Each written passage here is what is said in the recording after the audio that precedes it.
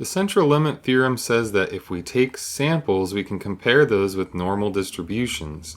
So in Stapplet, going to the normal distribution, let's look at a population with a mean of 120 and a standard deviation of 5. For example, this could be length of fish in millimeters, average is 120 millimeters, and then we see the different likelihoods for different fish. We can find a probability of finding a fish that's above 132 millimeters. I did that in another video. Or we can plug in an area and find a value. So for example, let's say we want to look at the top 10% of lengths of these fish, then we can do that with that alternate operation there and figure out 126 millimeters for that. So this is all comparing fish to fish. That's what I have in this top graph. That would be an x-axis. Now suppose I take samples of 25 fish and I want to compare sample means to sample means. We're going to see a lot less variation. What we do is we go to, just grab our calculator. I'll show you in Desmos. If we take the standard deviation, divide by square root of m, we get our standard error. And I've got nice neat numbers. The square root of 25 is just 5. So you divide that and you get 1. That means from sample to sample, I have a standard deviation of 1 for the sample means. So here's where I would expect sample means to be if I take 25 fish at a time. Let's say I took 100 at a time, then I would see even less variation.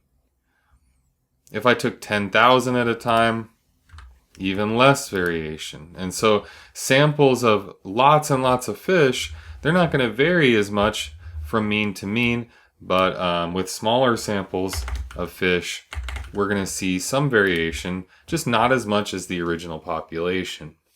So now I could find the probability of a sample mean, or x bar, above, let's say, 122.5.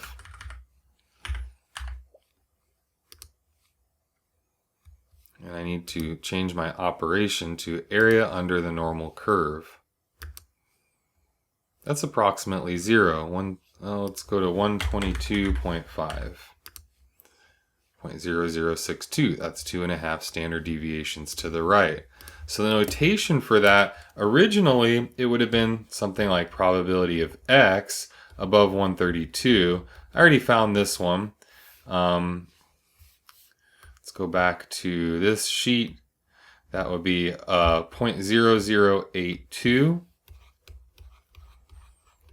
That's for an individual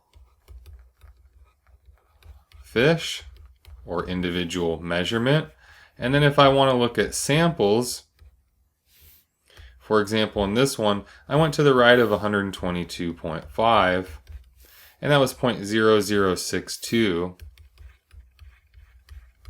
This is going to be samples of 25 fish. And then you can do the same thing where you reverse the operation.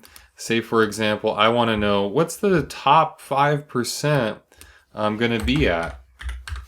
So the top 5%, shading, so calculating the value corresponding to the area, shading the area of 0.05, gets me up to samples of with means of 121.6. And that would be that top 5%. So I could say, in notation speaking, the probability of sample mean to the right of some unknown equals 0.05, and we want to know what that sample mean would be. So the answer that goes in the box is 121.6. We just want to remember that that is a sample mean, and it's a cutoff value, so anything to the right of that will satisfy that top 5%.